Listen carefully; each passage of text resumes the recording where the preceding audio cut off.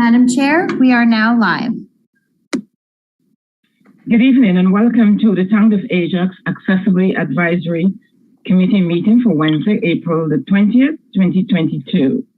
This meeting is being held electronically and live streamed on the internet. All staff and committee members are participating by phone or video. All regular practices and procedures of the committee continue to apply during this electronic meeting. If we encounter any technical difficulties, we may take a brief recess while they are resolved. Thank you for your patience. We will now proceed with the meeting. Are there any conflicts of interest from committee members with any of the items to be discussed this evening?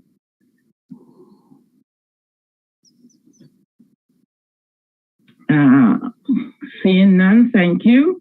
And Sarah, you said we cannot adopt the minutes without the quorum, right? Sorry, Madam Chair, we actually do have quorum at the moment. So yes, we do. Yes, okay. So if we can look for adoption of the minutes from the previous meeting dated March 23rd, 2022, do we have a motion to adopt the minutes? Ray Smith speaking. I adopt the motion for the minutes to be seconded. A motion, thank you. Second. Any seconder for the minutes? Roseanne speaking. I can second the minutes. Thank you, Roseanne. All those in favor? Aye. Aye. That's carried. So we have quite a full agenda this evening. We have some presentations and discussion items. So the first presentations we have this evening, 4.1 is Elections Ontario Overview and Accessibility. And Sherry Graville, Sherry, if I didn't pronounce it right, don't, it's okay. Elections Ontario will be the first speaker. And Sherry, it's all yours. Thank you. Okay. I will go through the slides fairly quick. You can run through. What I want to do here, and some of you have seen this is what is coming up on June the 2nd. What I want to let people know is provincially we are interested in making everything work. We have lots of things in place. The pandemic has probably made us a little bit leaner and more eager. And there are probably our biggest challenge. And maybe by the time you get to municipal elections, you'll have the same challenge in a different way, is often people compare how they vote in one election to the next and why they can't do this when they do it when they voted for somebody else. And when you come to municipal, you yet again have different rules and regs.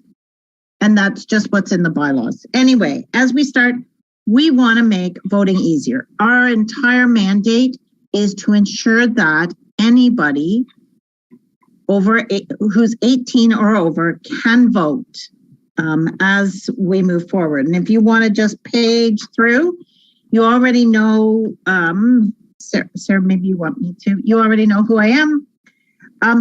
My job is to make sure that we have an office and that you can vote. That's it. It seems fairly simple. My job is for Ajax. There's one of me everywhere across the region. So, and if we go to the next page, we will have an office. This time it will be over the Shoppers Drug Mart at Shoppers Drug Mart at Harwood and Bailey. Probably the same place you've been a few times. There is an elevator in there, so anybody who can't use the stairs can use the elevator to come up. In here, we will try and gear anybody who has disabilities. There will be all the tools to vote. So if somebody is blind, we will have blind. We will have a sip and puff if you can't use arms or whatever you want to do. We have all those tools in the office that you can vote and use them.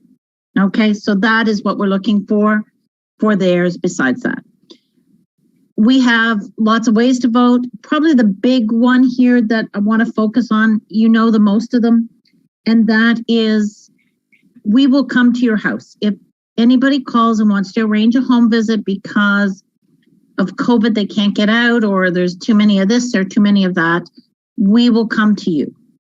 We'll set it up. We'll come. The people who will come will be fully vaccinated. They will come as needed with PPE and all the requirements. We're here to make it work. That's it. A quick phone call, and we can help up until a few days before the election in helping to do. If somebody would rather just not see us at all, no issues. The last one on here as part of special voting is you can do vote by mail. You can sign onto the website. Ontario has a neat app. If you go to Elections Ontario on any of the app stores, download it. You can find, you can follow, you can order a ballot for at home, fill it out, and send it back. So, and not that you never want to see us, but just so everybody understands, lots of ways. Ask at polling day in the polls. All the locations are accessible, but we will have any kind of technology that might be needed there. But if somebody has something special, they need a translator, they wanted this, they wanted that, ask us in advance. We're happy to make sure that we have a translator or somebody who can help, or bring it with you.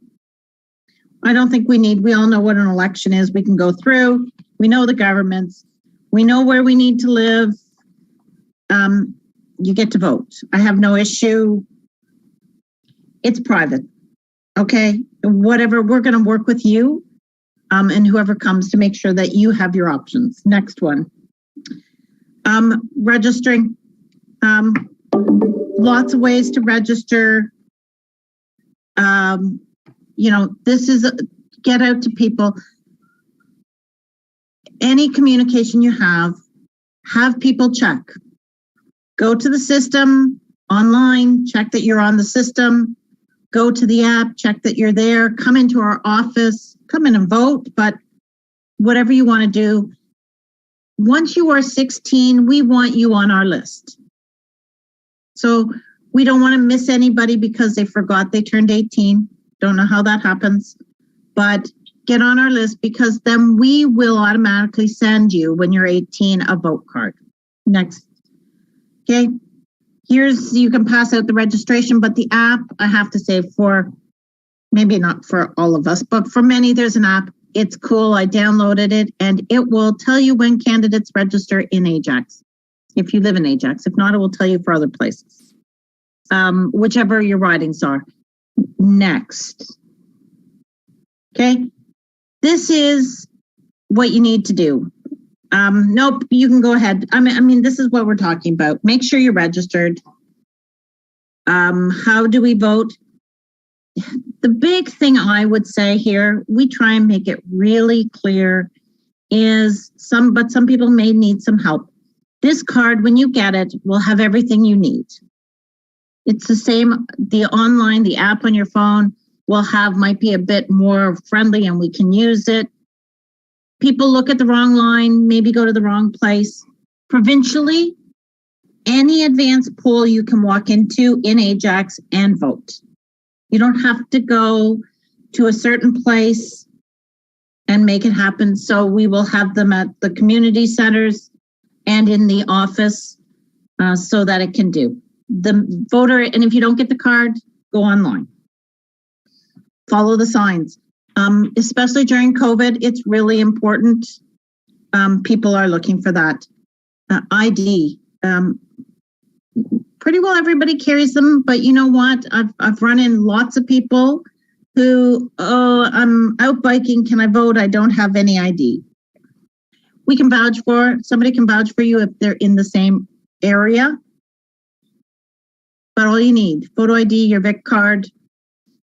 If you don't have a photo ID, okay, there is a list of stuff. Check it out before you come. Most frustration. We have tabulators. All of our polls, with a few exceptions, will be electronic if everything is working. That means it will look like an iPad. You can go to any person in the room. you will get a ballot, which when you mark it off, you will bring it up and feed it through a tabulator. And maybe by 9:30, we'll have all the results for you at night. You know, there is all of that. This is just how we work, ways and days. This is key when you want to go. We've walked through some of it. The big thing we're going to go to hospitals. We're going to go to long-term care. If you know of somebody who needs extra help, have them call, you call, give us a phone number, give us a permission to call. We will do it. Vote by mail. If you know, is much simpler. They mail it out. One of the things Elections Ontario is doing this time is tracking it to your door. They want to make sure that you receive your ballot. We can't track how it comes out, but once you have it, fill it out, don't leave it on your table, and you're done. You cannot, you know, and this is going to be something as a message comes out, once you've asked for a mail-in ballot, that is how you vote. Not good or bad. We just can't track, and you're off and go from there. So no issues. And if you have kids, people out that you need to help them with this, then do it. It's a great option. I've done it with my kids in school. You know, vote early. Don't wait until the lineups. If we learned anything federally, and that is get to the polls early, do it early. Don't wait until the last minute. Okay. There's lots of opportunity. You can vote in person the 19th of May till the 28th of May. Okay. And then on polling day, there's not a lot. 9 to 9. Okay. On election day, advance polls are 10 to 8, 10 a.m. to 8 p.m. Anybody in line at 9 p.m. on election day can vote. Then we all go home and do the rest of it. There is nothing else that's on there. What's new? Oh, and this is the first time I downloaded it today. Very cool. You know what? If you do nothing else tonight, go to the app, download it, fill in your information, and then you can have the same pop-ups. Everybody, this is nice. It's nice, it's cool, and it's personalized. I like it. Okay, on to the next. Removing barriers.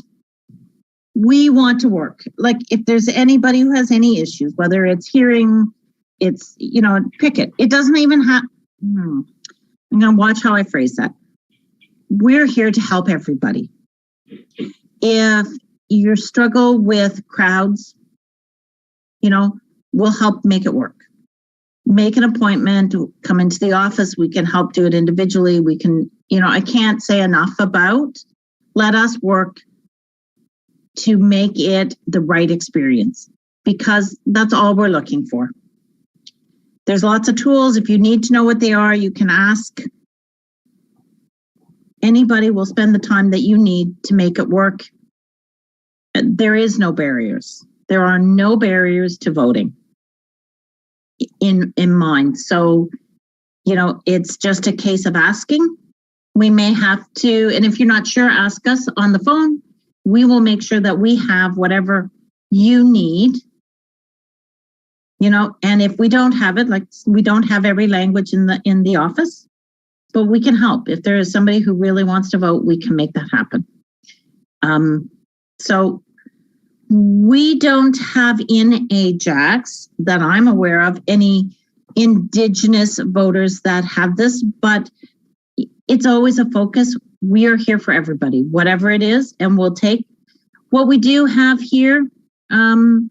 Is Horizon House down in the South End and any other place. We work with them to make sure that anybody, whether they have an address or not, has the ability to get the documentation from us, from a church, from a food bank, from Horizon House can send out a letter. We can give them the draft of it that gives people an address so they can vote, because your address may not be what's there. And that's important in whatever format it comes from. Okay, and as we go through, I'm cognizant of time. We've talked about the homeless because I think it's all the same. This is the piece. We find the sooner you vote, the more often you vote. If you catch them early, then they're more apt to vote for the rest of their life. If you don't catch them early, they don't always understand the importance. We want them. So it doesn't matter. Have them register, have them go and put their names on site.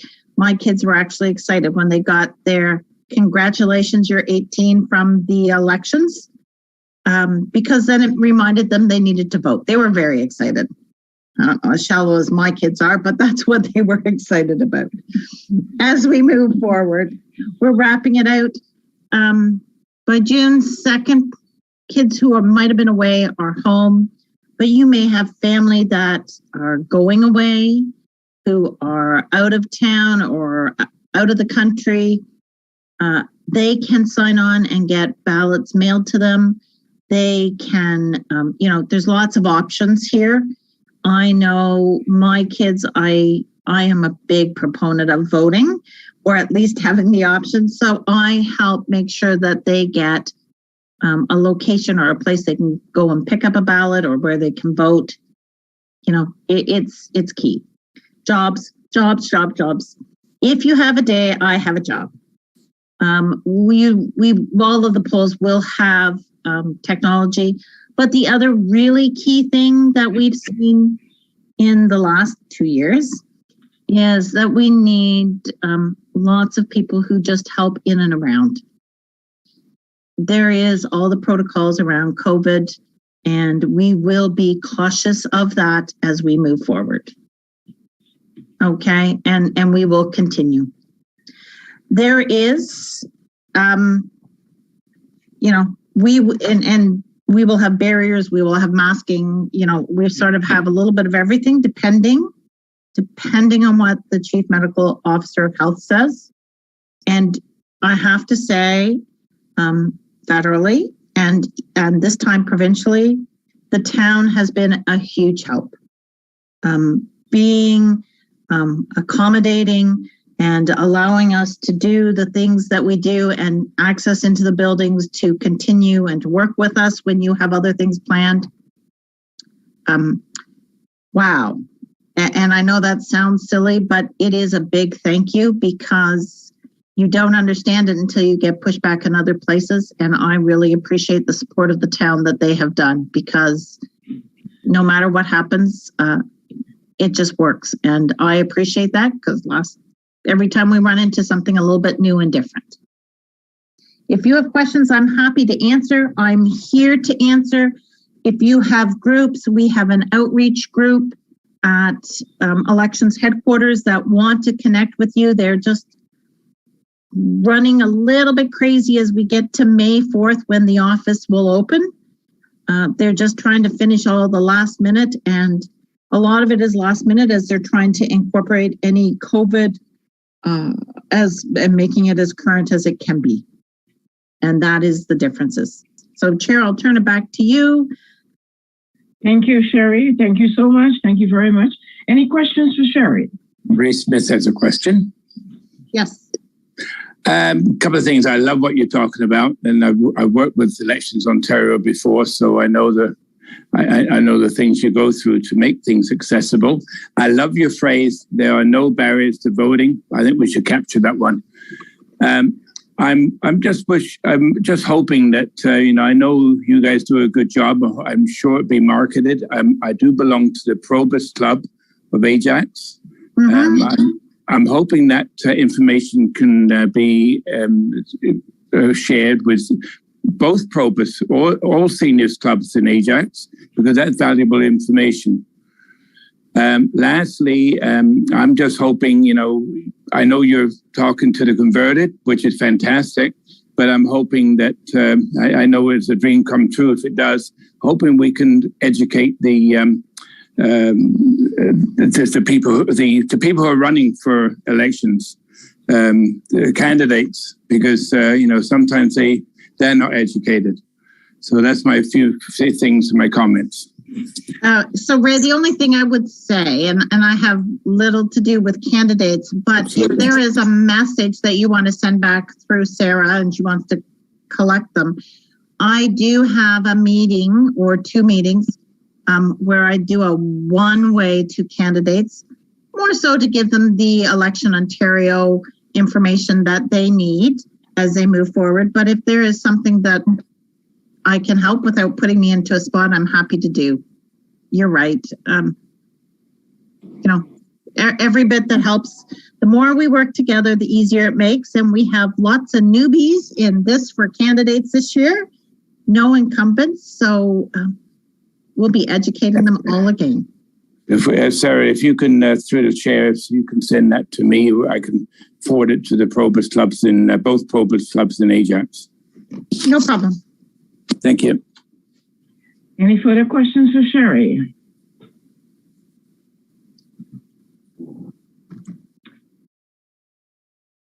Okay, so there are no further questions for Sherry. Madam Chair, sorry, I have one quick question. Oh, sorry. Okay. Sherry, you mentioned the new app, which I think is great in terms of providing instant access, mobile access. Do you know if it's an accessible app? And by that, I mean, can anyone who uses a screen reading device access the app, or does it have accessibility features within it? I haven't had a chance to download it myself yet. You know what? I am going to err on the side of caution on that. I just not sure. I understand what you mean, Sarah, and I'm not sure. I am just not sure. Speechless. Thank you. I'll have a new one. No, I appreciate that. It's a question to throw out there, and maybe something, if you have a chance to look into, I'm sure this group would be interested in knowing if there are accessibility features that will be helpful in terms of messaging that they can share within our community as well. I will clearly do that. So that sounds fabulous. Awesome. Thank you. Okay. Thank you, Cheryl. Okay. Any further questions for Sherry?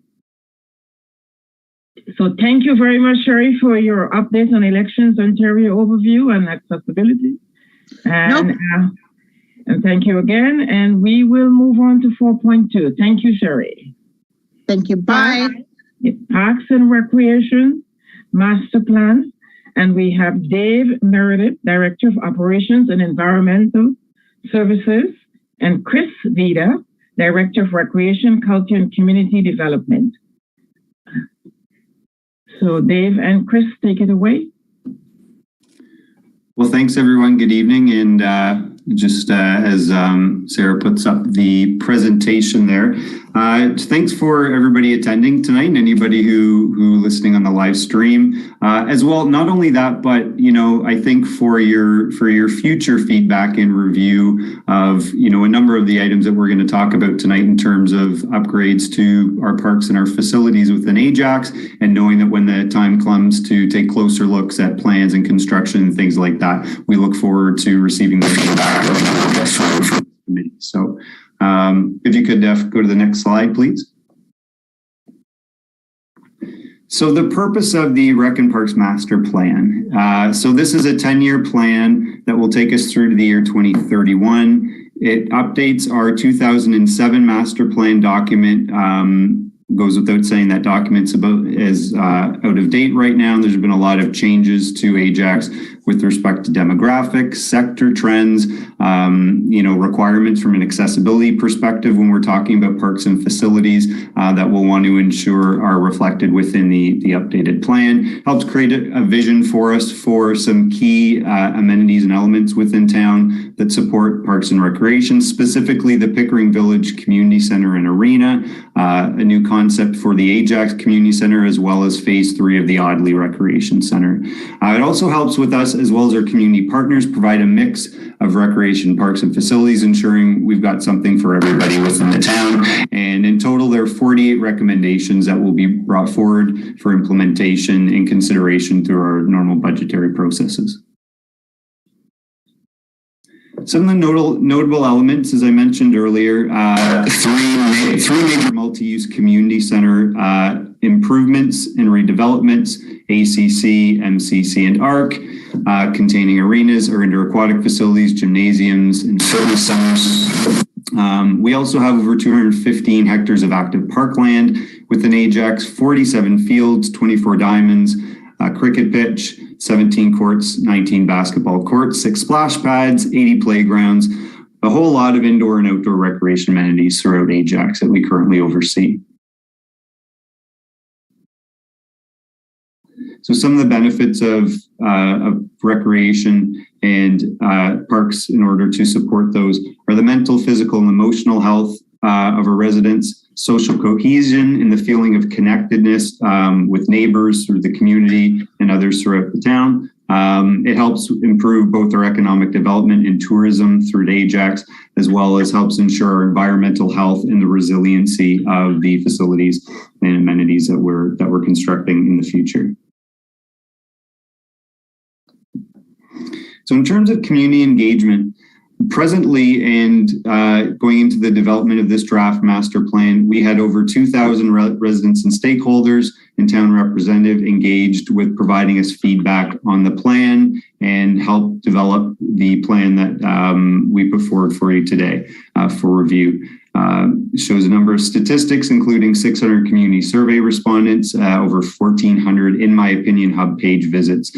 These are avenues for public consultation that continue to be open, that Dave Meredith is going to talk about a little further near the end of the presentation, that we would encourage the committee members and any of those connected to your networks to provide feedback and thoughts on any parts of the master plan. I'm just going to pass the presentation over to Director Meredith to talk a little bit about intensification within town.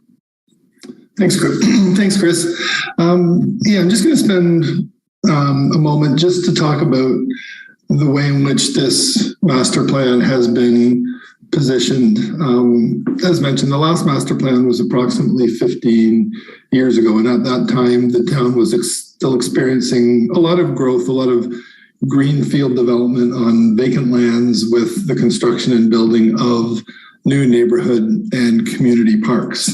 As we look now in 2022, really the town, for the most part, is built out to its urban boundary. There are still pockets of development, greenfield development, as we would say, in a couple of parts of town, but for the most part, the growth that's going to be experienced in Ajax is going to be through intensification, and in particular in the downtown area, essentially, west of Harwood, north of Bailey, over to the GO station and south of the 401. So over the next 20 to 30 years, we expect upwards of 20 to 25,000 residents through various forms of high density and mixed use developments within that quadrant. In addition, since we've completed our last Rec and Parks master plan, there's been a substantial shift in the demographic profile of the town of Ajax, and the engagement of all our residents has been important and instrumental in developing this draft master plan.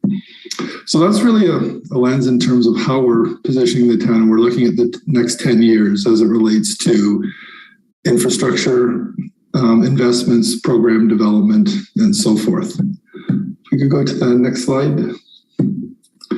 So the next, I think, 4 or 5 slides really are sort of focused on some of the key facility-related improvements that have been identified. And as many of you are aware, we'll start with the Ajax Community Center. And the Ajax Community Center, the original phase is approximately 50 years old, and there's been a number of phases that have been added on, and the community center has grown incrementally over the years.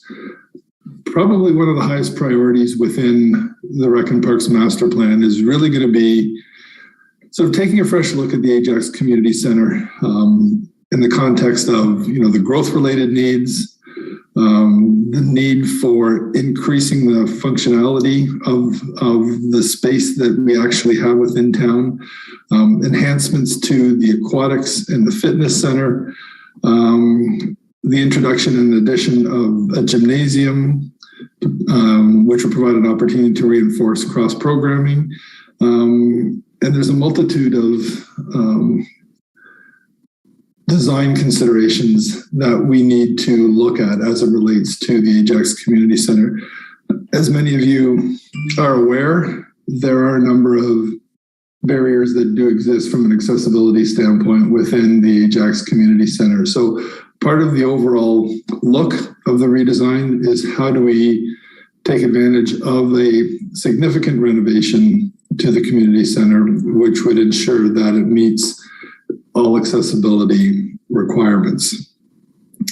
When we talk about the indoor aquatics component of the project, we're looking at the introduction of a warm water pool to be added to the existing auditorium. And really the addition of a warm water pool would allow for programs such as preschool and beginner lessons, aquatic fitness, and therapeutic programs that would be able to be offered by the town. The existing fitness facility is subpar or substandard when we compare it to newer facilities that have been built at the Audley Recreation Center and the McLean Community Center. And probably one of the biggest requirements and needs that we have in town is additional gymnasium space. With the population growth, with children and teens, as well as older adults, gymnasium space is at a premium, as both ARC and MCC are running at close to capacity. There really is no gymnasium space south of the 401, but it is something that's been identified, whether it relates to sports such as basketball, volleyball, pickleball, badminton, what have you. And these needs are just going to continue to grow. So it is an important element of the Ajax Community Center itself. So what you have here is just a drawing. It's a very conceptual drawing. I'll get into how you'll be able to access this information sort of on your own, sort of after this meeting, where it will be available online, and sort of I'll conclude the presentation at the end in terms of how you can have more time to look at this information in more detail. Go to the next slide, please. The next slide is actually the Harwood North soccer field currently. So essentially, you see Harwood Avenue on the right-hand side, and then to the south or at the bottom of this park diagram is where the sidewalk that would exist extending from the Faldy Court apartment buildings into the Ajax Community Center. So it is that Harwood North soccer field that we've identified as an opportunity for a community park. And within this community park, as we talked about intensification within the downtown area and the outdoor recreation needs, not only for existing but future residents, who have identified the skateboard park, splash pad, playground, a couple of basketball courts, leash-free areas that would all be captured within this general geographic area. And that's something, again, we would identify as a priority project through the implementation of the master plan in the coming years. Next slide. Another key component in the master plan, and it's sort of been considered or talked about for a number of years, is the existing village arena, Pickering Senior Center, and branch library. They're essentially reaching or have reached the end of their useful life, and they're in need of replacement. And the idea is that it would be replaced with a mixed-use development that would combine not only the community uses that we've identified, but also with a residential component and some ancillary health-related or commercial uses. And essentially the redevelopment, as I've said, would require the demolition of the existing buildings. The primary or community focus would be on a new older adult center that responds to the diverse range of interests and abilities of the 55 plus age group. And it would include physical activity, social interaction, and the incorporation of technology into the space. There's also the identification of an additional gymnasium and a group fitness studio as part of this redevelopment, and would be strong complements to the older adult focused activities such as pickleball, tai chi, chair yoga, badminton, and so forth. The Pickering Village is also the central focus of the arts community. So both visual and performing arts within Ajax, and the redevelopment will look at opportunities to incorporate and capture those range of uses on site. Within the recreation department's plans sort of over the next couple of years will be an update to the Arts and Culture Master Plan, which will help feed the redevelopment of this site. We can go to the next slide. So this is the Audley Recreation Center. The Audley Recreation Center, as you know, since the last master plan update, has seen 2 phases of development. And it was always contemplated that there would be a 3rd phase. The 3rd phase in this concept represents, we refer to it as a twinned indoor sports facility. I'm not sure at this point in time whether that would be 2 ice pads or 1 ice pad and an indoor turf facility. That would be assessed sort of in the coming years as we monitor our user groups' usage of our existing spaces.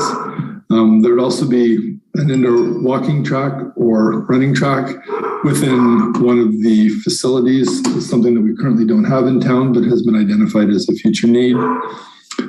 There would be an outdoor skating rink, similar to Pat Bailey Square, that you can see identified sort of in blue as number 5 on this concept. And then we're also looking to formalize the area south of the community center as an outdoor event space. So an area that we actually have formalized for larger scale events, where food trucks come in, where there's need for additional washrooms to manage waste appropriately, ensuring we have the appropriate power connections, lighting, security measures in place, all those types of things, that we would have a standard setup and an identified location where we would accommodate some of these larger scale events, whether they be a Rib Fest, could be a Canada Day, could be Winterfest, Pumpkinville, potentially those types of larger scale community uses. Next slide. One other important component that is identified within the Rec and Parks Master Plan is the St. Andrews Community Center. As many of you know, this is also an aging facility, and room sizes and ceiling heights are not ideal to accommodate many of the older adult activities that take place, such as pickleball and badminton and so forth. So there really is the identification to revitalize this facility and address not only the existing building conditions, but also their program capabilities. So one of the directions that we'll be moving and advancing is to really do a feasibility study to look at the possibilities of how we would renovate this site. We would look at the possibility of connecting the 2 buildings. As you can see, the gap in the center from Exeter Road into the site, there is a natural ability to connect those 2 facilities as they were originally connected. So those are some opportunities that we'll be looking at. As far as 2022 goes, we have identified and will be constructing 2 pickleball courts. We will be connecting the 2 parking lots that currently exist. There'll be the introduction of a playground. So there are some investments that have been made in recent years on the outside and will continue to be made as we go into 2022. I think the last concept that I want to identify is Magnum Opus Park, which is one of the last greenfield areas in the southeast part of town, sort of in the southeast quadrant of Shoal Point Road and Bailey Street. There's a future community park where there's a number of uses that have been identified to meet not only the needs of existing but future residents. That includes a skateboard park, splash pad, natural playground, leash-free area, pickleball courts, basketball courts, and I think I said a leash-free area. So those are some of the key elements, as well as an internal trail with outdoor fitness equipment that would form part of this community park. So as I mentioned, these are 5 or 6 fairly large capital projects, probably the largest that are identified and recommended within the master plan. And sort of through this process, trying to obtain feedback from members of the community on priorities. Obviously, from a funding standpoint, we at the staff level will have to look at each of these, how they're funded, what the priorities are, with the goal of establishing an implementation plan over the next 10 years. So I think with that, I'm going to turn it back over to Chris to go through the next couple of slides. Thanks, Dave. So as Dave talked about, previously with respect to intensification, and things like build out that we're seeing to the borders within Ajax, we're running out of, space to build new parks and expand recreation opportunities outside of what we may have existing. So due to those fewer opportunities to address recreation needs, part of the recommendations from this master plan include review of our, not permitted and underutilized parks infrastructure within town to determine how best they can be repurposed, reconstructed, and redesigned in the future to help meet the needs that we truly need. And things such as tennis, pickleball, and basketball courts, ensuring additional skateboard spots or zones, leash-free areas, certainly accessibility improvements. A lot of our parks and infrastructure, we know are designed to accessibility standards, from 10, 20 years ago that are not necessarily compliant to the standards today. So as we're looking at any of our parks and facilities through the master plan exercises and future enhancements, ensuring these elements are brought up to today's standards is of paramount importance for us. You go on to the next slide, please.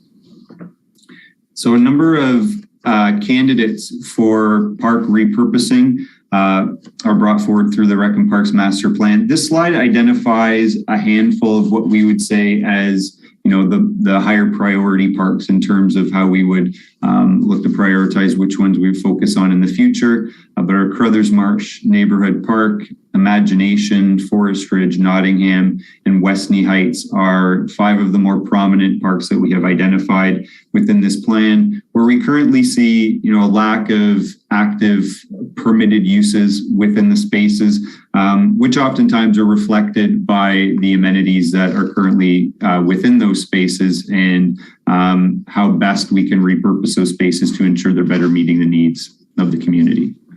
Next slide, please.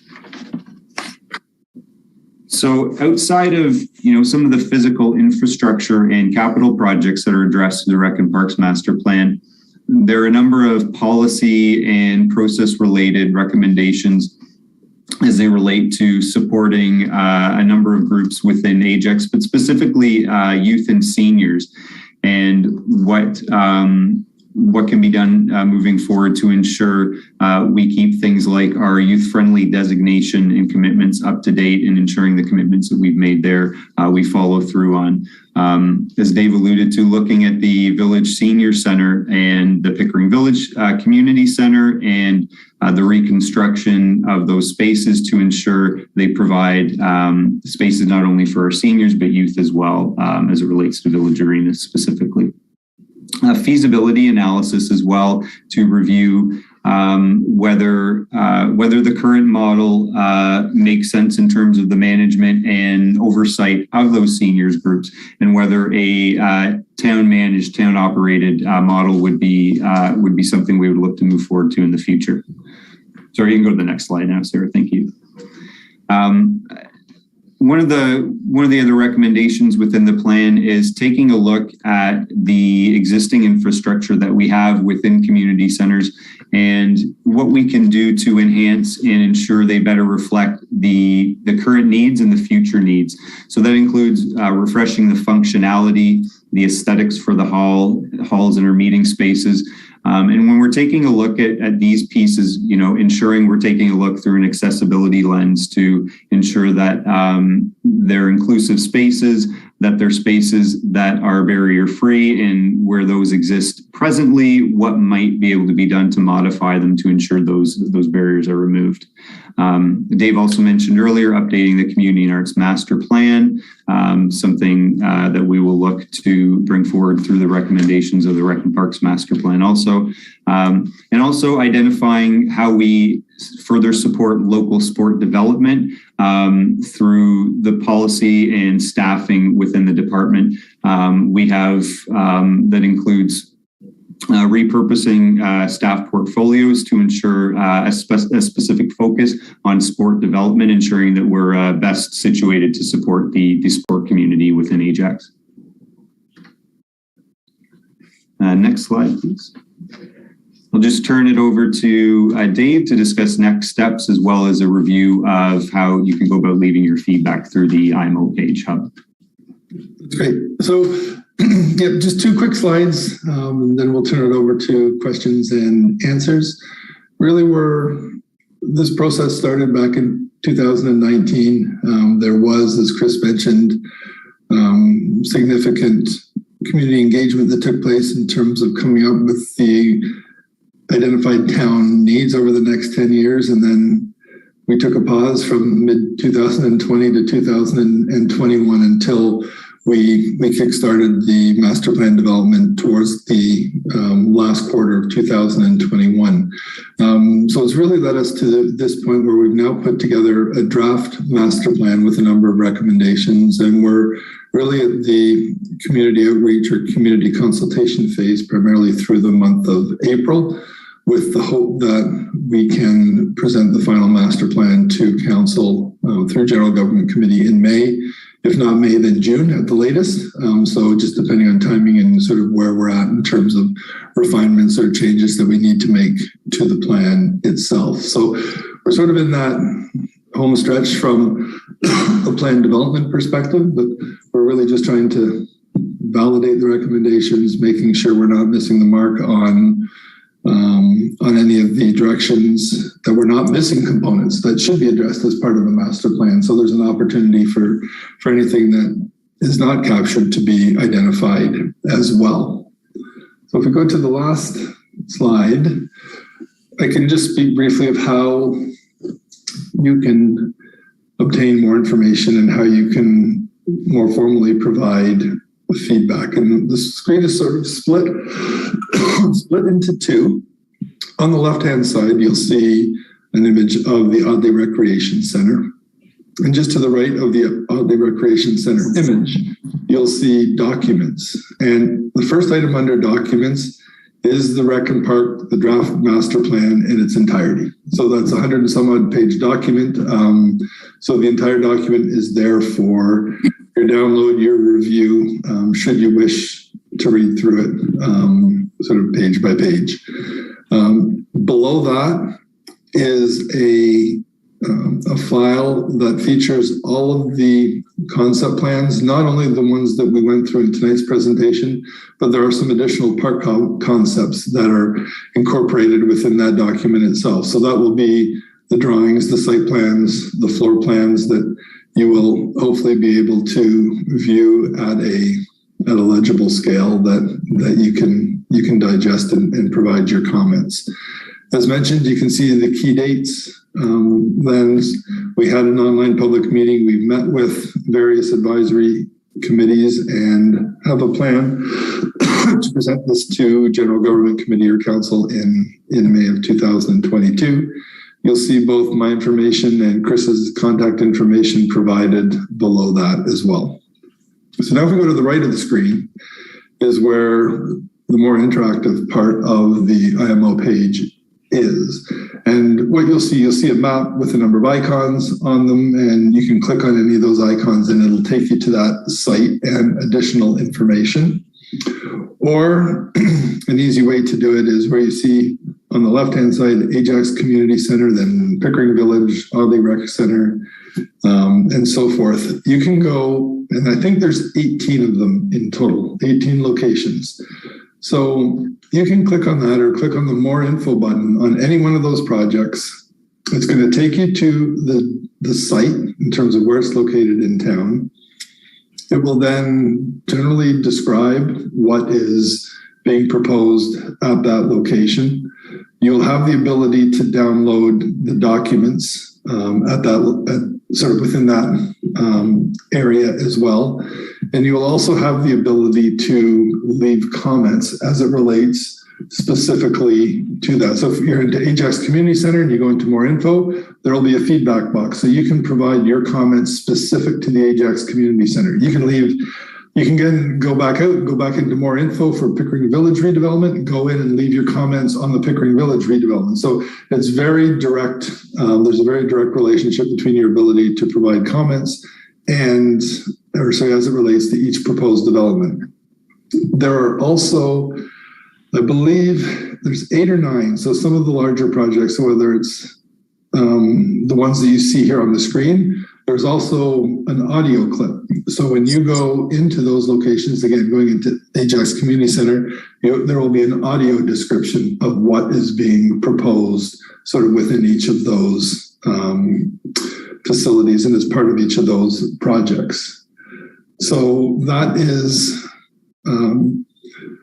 something a little bit different, something that there's a number of ways in which you can obtain information and provide feedback. And then at the very bottom of the page, there's more of a generic location where if you've reviewed the master plan in its entirety, and there's comments that are unrelated to an actual location of what's being shown here, you can provide general comments. Or if there's something that you feel has been missing in terms of the draft master plan, you'll have the ability to provide those comments as well. So I think it's a good opportunity to have a better understanding, as opposed to traditionally we would have just put the draft master plan on the website, asked you to read it and provide your comments.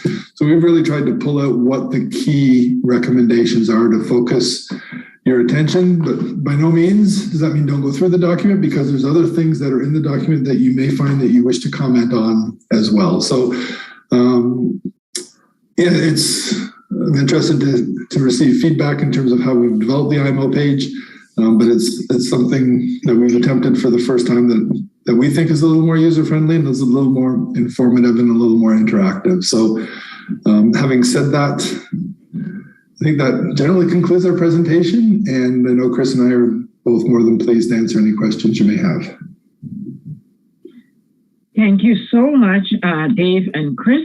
That's excellent and very thorough and comprehensive presentation. We'll open up now for questions. Ray Smith has a question and comment.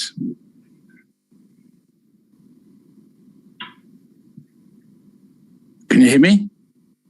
Yes. We can. Okay. Hi, Dave and Chris. I was very honored to hear your presentation at the Age Friendly committee meeting last week. In fact, I'm going to talk about a kid out of school. I didn't read the agenda today. I was a bad boy, and I was suggesting that Sarah sends the link to the accessibility committee. She said, "Wow, you didn't." She didn't say this, but I didn't read the agenda and didn't realize you were going to be on. So it's a pleasure. Mike, I have 2 comments and a question. One comment is, and I'm sure you've heard my comment before from other people, that I've been in the village since I'm an old fart. I've been in the village since 1964, and Pickering Village, and I've seen so many changes. And I remember all the farmland that used to be in the village, in Ajax. And when you said to me, Ajax is going to come into the capacity of where we can reach out, and that scares me, and I'm sure it scares a lot of people. But the next thing I know, you'll be reaching up, going up, and that's what scares me as well. But I do appreciate having said that, I do appreciate what you are doing, what the town is doing with Parks and Recreation, and keeping Ajax green and keeping our heritage. So kudos go out to you guys, but let's try to keep Ajax green, please, because it is scary.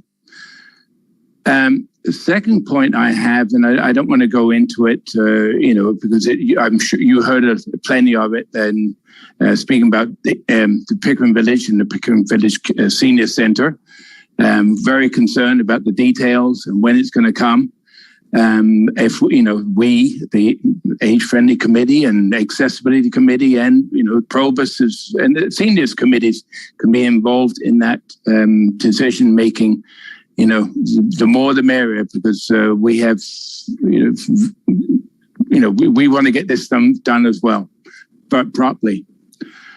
My question to you as well, if you want to comment on my comments, that's okay as well. My question is, speaking about greenery, again, I live in a village and I'm scared to death of what's going to be happening to, and you haven't mentioned it, the Annandale Golf Club. I know there's construction going on, don't know what's going in there, but you talk about Greenland, green space, and I didn't hear one mention about Annandale. So that's what I'm scared about. And, I know it's swampland, whatever. I know it's going to be protected, but, I hope we can make that nice and green and, environmentally safe for everybody. Yeah, I can start with that response. You're 100% correct with respect to Annandale, and that is something that has, continues to evolve over the last couple of months in terms of the discussions that are taking place between our planning staff, the developer, and the Conservation Authority. We do plan on addressing it as far as the master plan goes itself.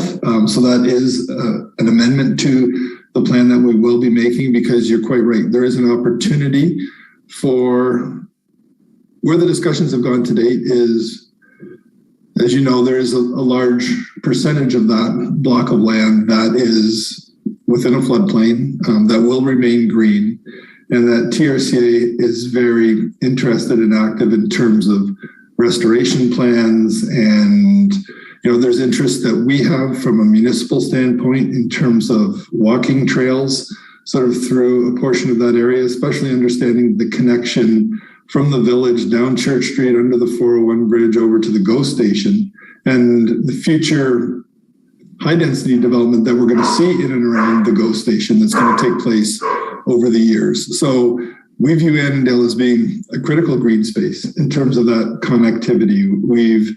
TRCA is looking to protect and preserve and restore it. And we're trying to get some passive recreation opportunities in there. I mentioned trails, if we could get like natural playgrounds or leash-free dog parks in that area as well.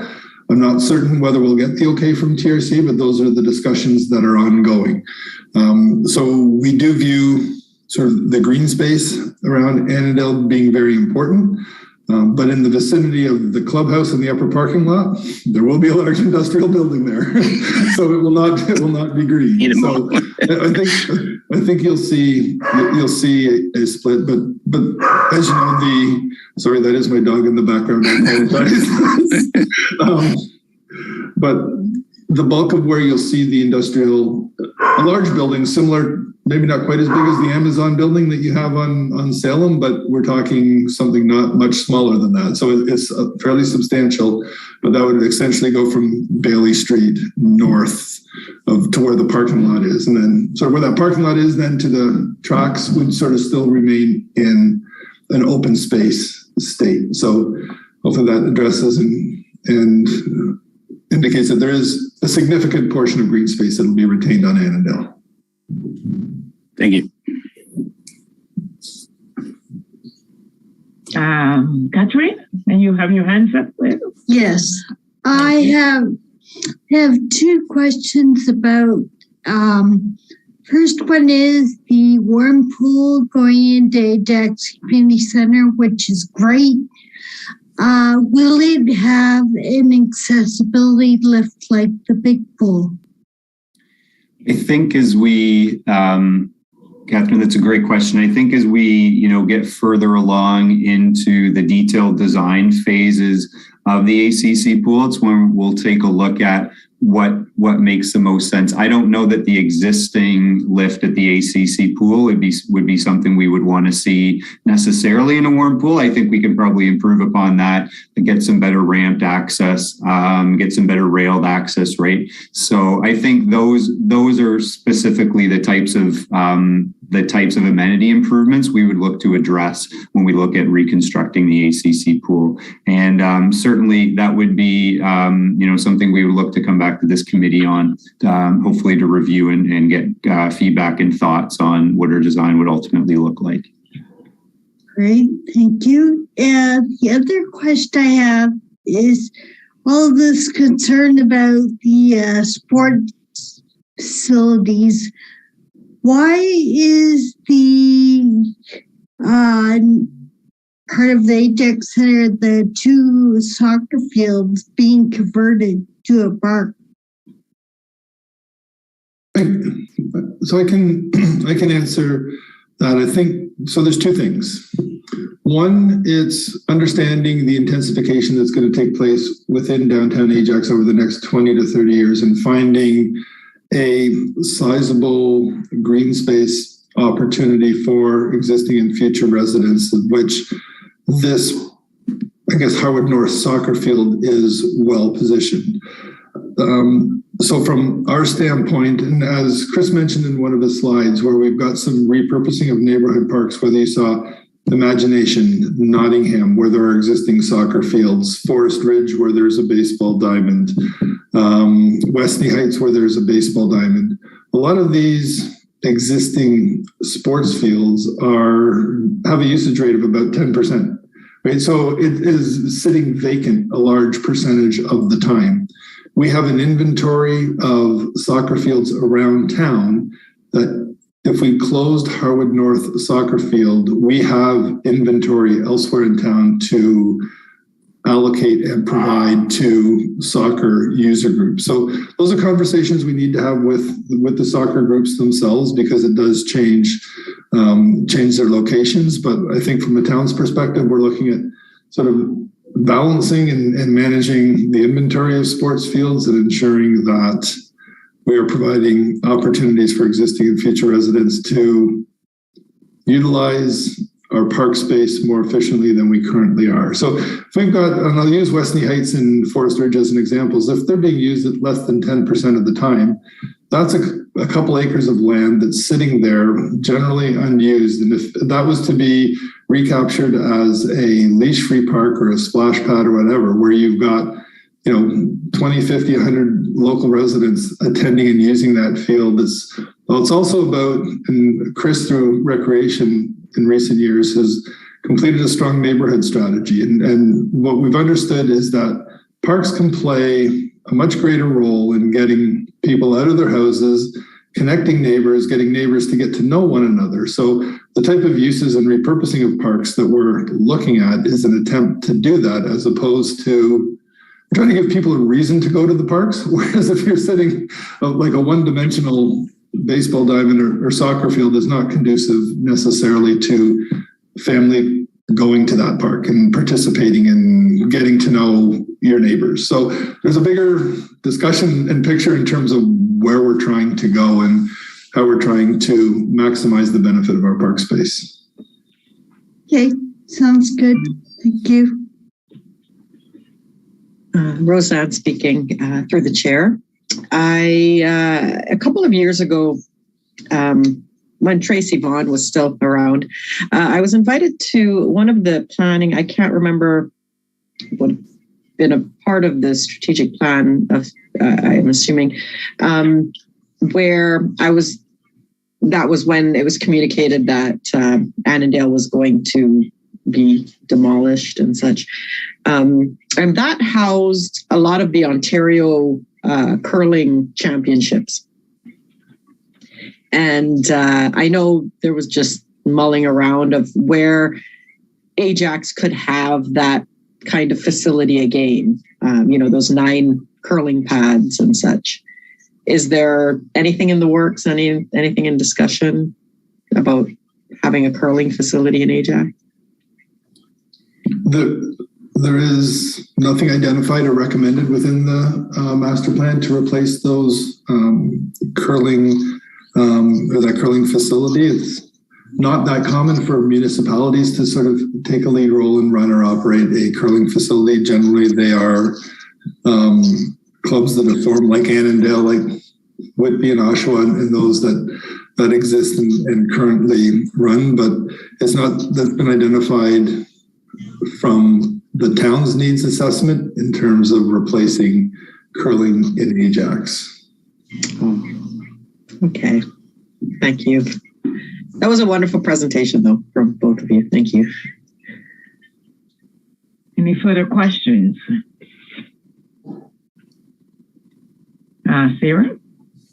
I just want to thank Director Meredith and Director Vita for coming out tonight for the presentation. Every time I listen to the presentation, I get more excited about the future of what our parks and open spaces and facilities are going to look like, especially excited about the accessibility considerations. And I guess one final wrap-up question, but by when are you looking to have feedback submitted on the IMO page? Is there a deadline for the consultation? Because I don't think we've actually set a formal date. We sort of left it open right now. We're saying generally to the end of the month. We are looking, I think, at May 9th to presenting the report to council. So anything much later than the end of April is going to be difficult for us to capture. So sort of over the next 7 to 10 days, if you have the opportunity to visit and provide comments, I think that would be great. Thank you. If there's no further questions, thank you, Dave, and thank you, Chris. Again, very comprehensive and quite imaginative and quite active brain that I've got going here with all the things that I see happening in Ajax. So we really look forward to all this in fruition at some point. Thank you again. You're welcome. Thank you very much for your time tonight. Thank you. And we will move on to 4.3, National Accessibility Week Planning. And that's you, Sarah. Thank you, Madam Chair. I'm swapping screens here. Let's flip our other sheet. There we are. Okay, so we have about a month to go in terms of finalizing. Let's see if I can enlarge this a little bit here. Hopefully that's a good size for everybody. If not, let me know. But a month left until National Accessibility Week. It's happening at the last week in May. First week of June overlaps the 29th of May to June 4th. So at previous meetings, we had started to flesh out some programming ideas and initiatives to look forward to implementing throughout that week. So far on the schedule, we have confirmed our flag raising event, which will be an in-person event happening at Town Hall's Heritage Square. We'll do our proclamation presentation at the flag raising event instead of attending council this year. So to sort of combine it all together in that in-person event for that date. I sent out earlier this evening a reminder about registration opportunities for the Durham Accessibility Conference. That's taking place on Tuesday, May the 31st. It is a virtual format in partnership with the Ability Center as well as the region of Durham, all about building back better after the pandemic and how we can improve accessibility across the region. So great to see regional leadership on this topic and something that we can certainly incorporate promotion for within our programming for the week. On Wednesday, June the 1st, it's in recognition of Easter Seals Red Shirt Day. We'll be encouraging our staff, our council, our committee members to be wearing red in support of Easter Seals access and inclusion and looking to promote some of those images through social media and our online platforms. But I have also heard information that the Accessibility Standards Development Committee at the federal level will be putting together some type of programming as they have in years past. So the details are still to be confirmed, but I imagine it will also be including a virtual option for participation. And as soon as that is finalized, I can plug that in and share those details with the group as well. We can all appreciate that Thursday, June the 2nd, as we heard from Sherry this evening, is the provincial election. So it's in our best interest to avoid any programming on that date, as everybody's focus in terms of attendance and participation will be elsewhere, which is noted to be participating in the election. So that's fine. We can sort of have that day free to focus on our voting duties. And on Friday, June the 3rd, we have the opportunity again to partner with Recreation and Culture Culture and Community Development to host a film screening, which we haven't done in several years, back at the St. Francis Center. So I have some disappointing news to share with the group tonight that unfortunately we did not receive approval to screen the movie Coda.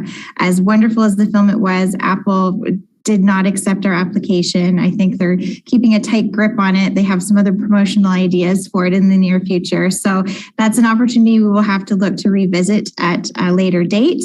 But we do have Crip Camp as an option, or if anybody else has other suggestions for films. Crip Camp, we do have authorization from Netflix to screen for educational purposes in the community. So that's something that could be suitable for that event that evening. And Robert Gruber and his team are excited to have us back and partner for an event for Real Abilities for a film screening. And then one other opportunity I wanted to flesh out a bit more with the committee this evening is I connected with Heads Up Durham. You know that we've partnered with Brain Injury Association of Durham Region. We have our unmasking exhibit taking place in our Heritage Square atrium inside the building, which is currently on display and has access really only available within our office hours.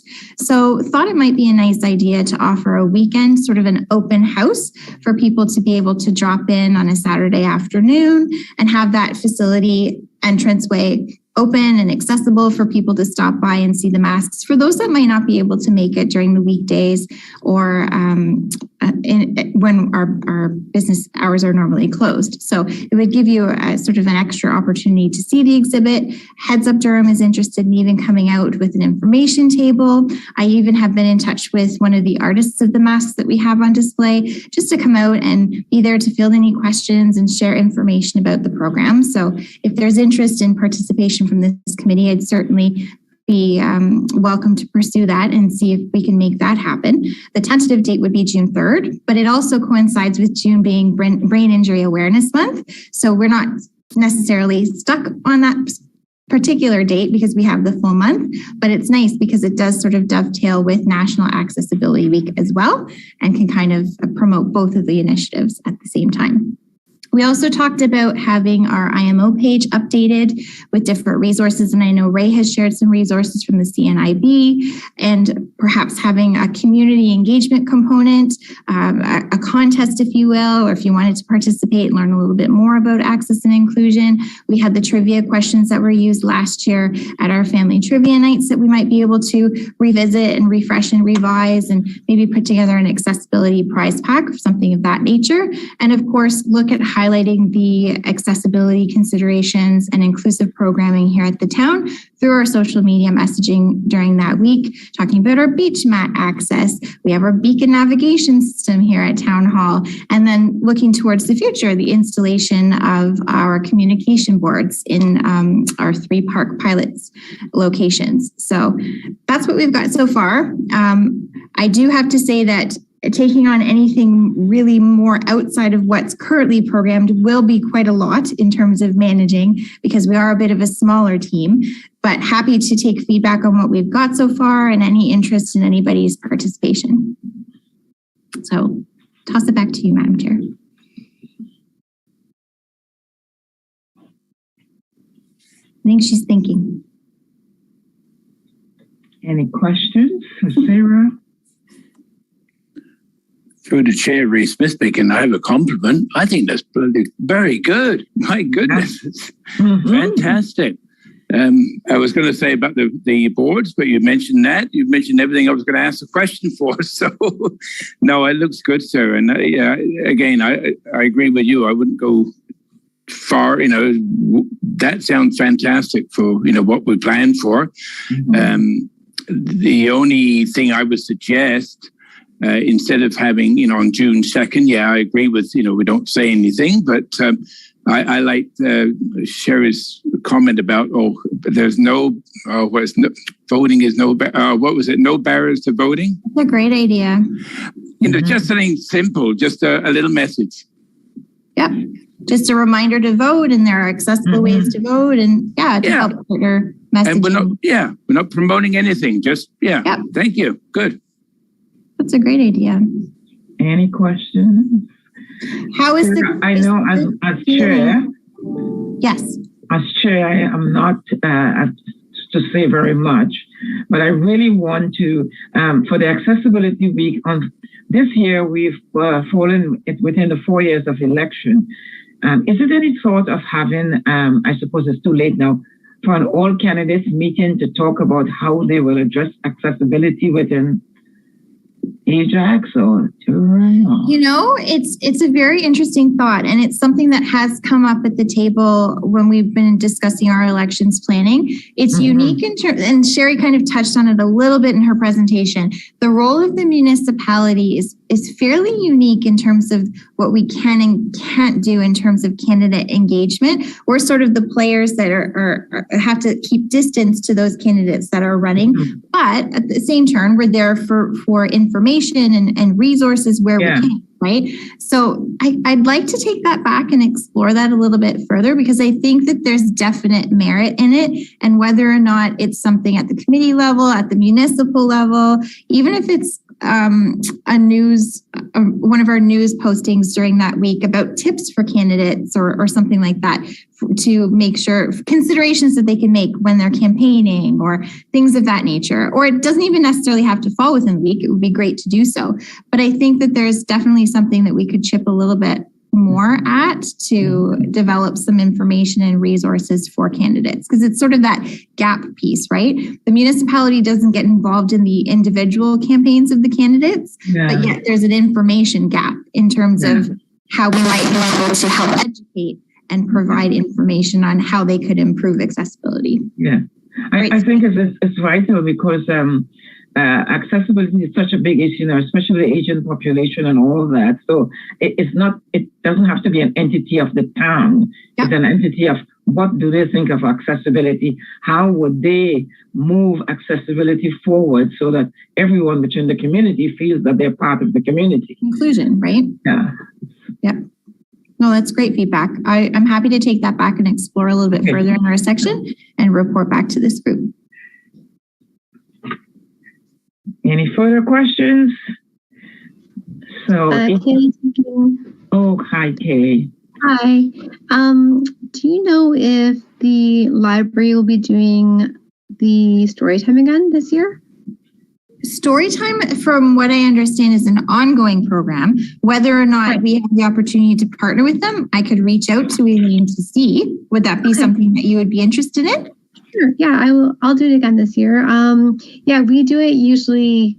It's an ongoing thing, but I was just wondering if they were doing it specifically for the week. Yeah, but I would definitely be.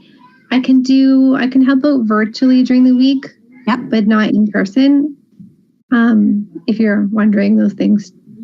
No, and that's fair. That was the question I was going to ask to the committee. Because we are shifting to a lot more in-person participation opportunities, I don't want committee members to feel pressured that they do have to attend in person. It's great if you're interested and available. Availability is one thing, interest is another, and your personal comfort level. So certainly we can have those conversations and determine who is and who isn't available to attend these events. And by no means is everybody expected to participate in everything. It is quite a busy week for us. So if there's one particular thing that you're interested in over another, I'm sure we can coordinate and cover each other off for all of the different events that we've got going on. So thank you very much, Sarah. And 4.4 Regional Accessibility Award nominations. And again, you, Sarah. Thank you, Madam Chair. I'm just going to hop back over to the agenda package here.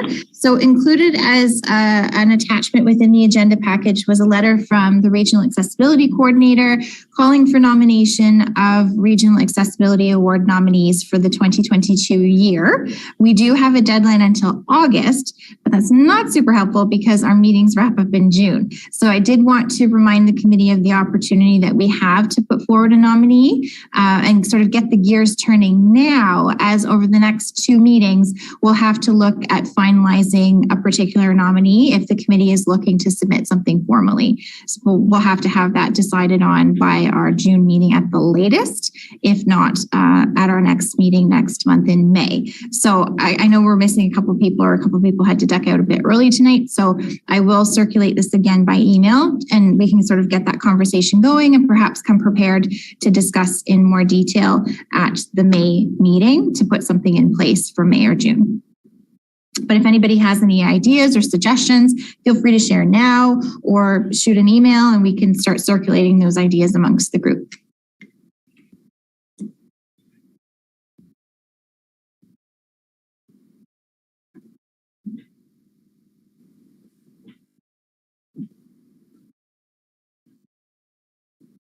Okay, well, we can leave that conversation to continue offline if you'd like. Okay. All right, Sarah, so that's it for you, Sarah. And the next point 5, correspondence. Any correspondence, Sarah? No. None. Okay, update from the council. None. Councilor Bauer sent a request this evening, so we will move on to item 7. External committees update. So, Ray, you're up. 7.1 Ajax Friendly Steering Committee. Yep. At the last meeting, we had Chris and Dave present the entire meeting. They were absolutely fantastic. So the second go around with these guys, and they're fantastic.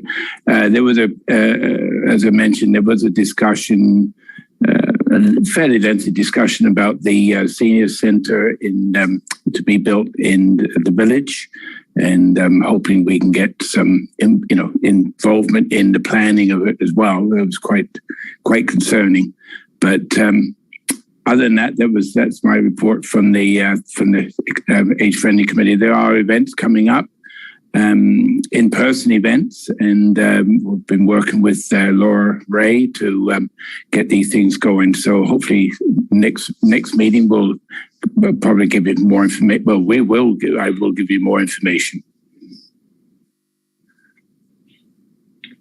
Okay, thank you so much. 7.2. Regional Accessibility Advisory Committee, and Roseanne. Thank you, Madam Chair. At this time, we haven't had any meetings since our last Ajax AAC meeting, so I do not have anything new to report at this time. Okay. So, any questions for the external committee members, Ray or Roseanne?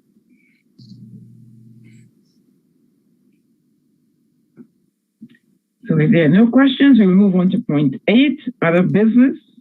And does anyone have any business to share? Catherine. Go ahead.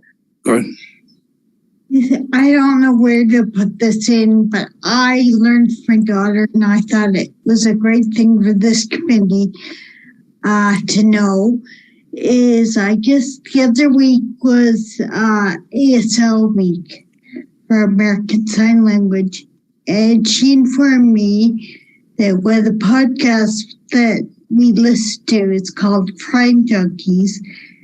And they are the first podcast, if you go on YouTube, present in both American Sign Language and closed captioning. Mm-hmm. So I thought that was a great kudos for accessibility. Yeah. Mm-hmm. And okay, and now the other side of it, I've been seeing various doctors through the other insurance company for my accident, and they're through a company called Vista Disability Management. And I went for an appointment at their head office that had no automatic door.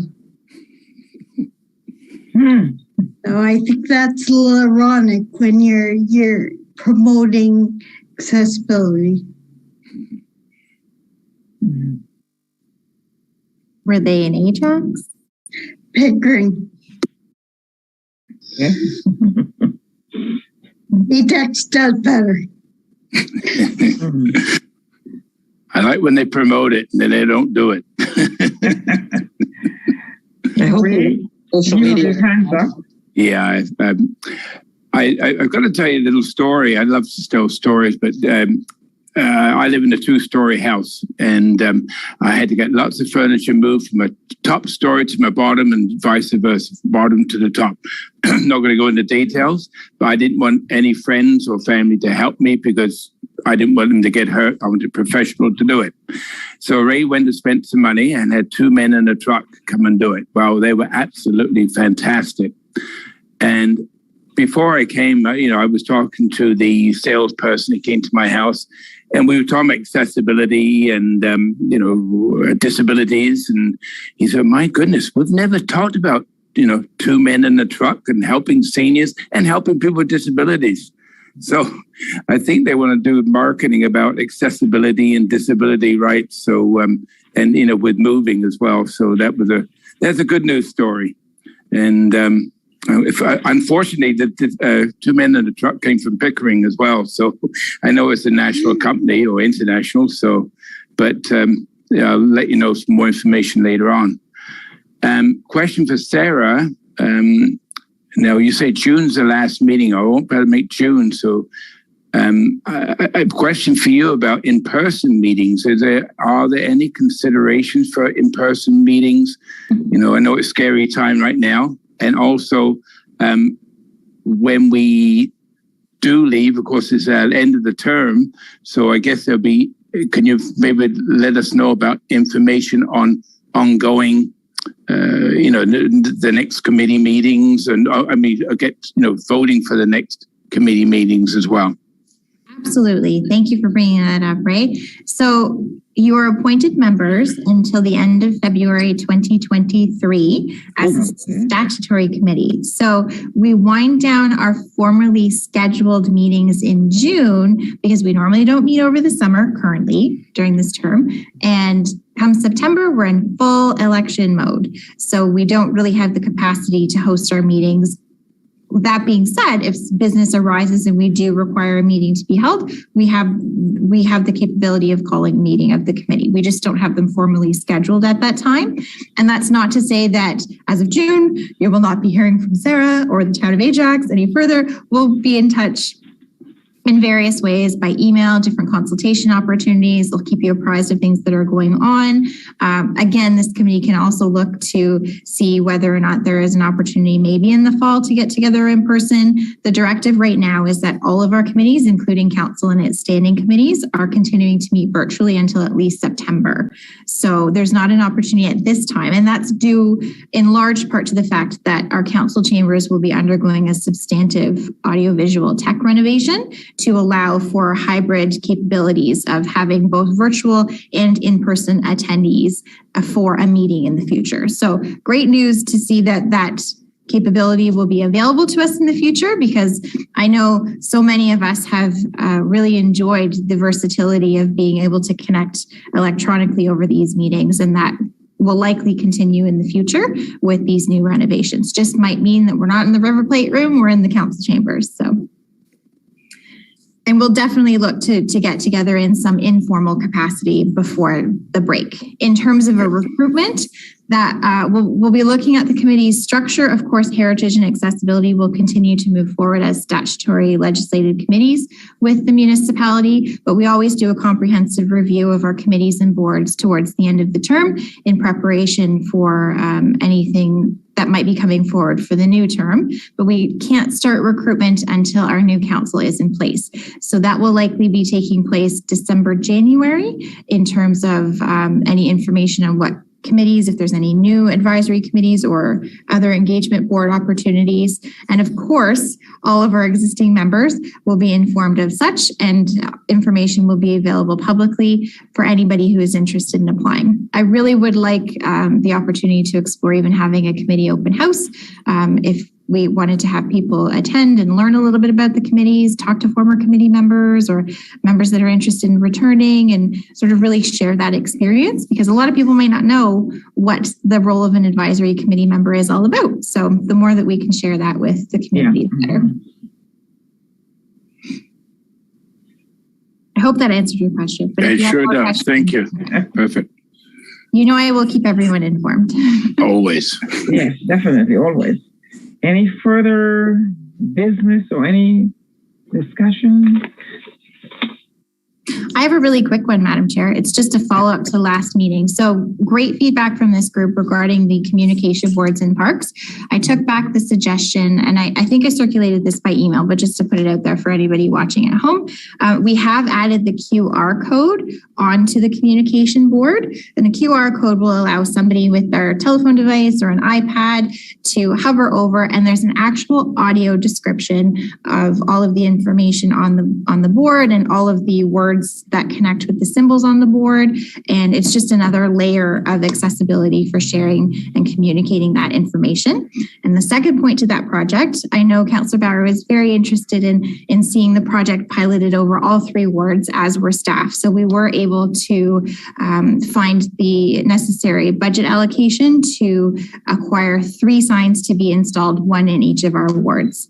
So we're excited about that as well. And I'll keep you posted on when that will be taking place, as it's another great opportunity for us to get together in person, maybe over the summer, depending on when they're going to be installed, to possibly do a ribbon cutting ceremony.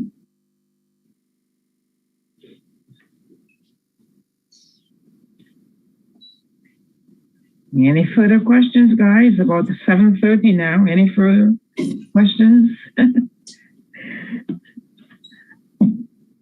Okay, so if there are no further questions, this will conclude our meeting. May I have a motion to adjourn? I have a motion to adjourn, Ray Smith. And seconder, please. Roseanne speaking. I can second that motion. Thank you, Roseanne. And all in favor? All right. Aye. Thank you, everyone. And have a good week, and enjoy the weather. And bye for now.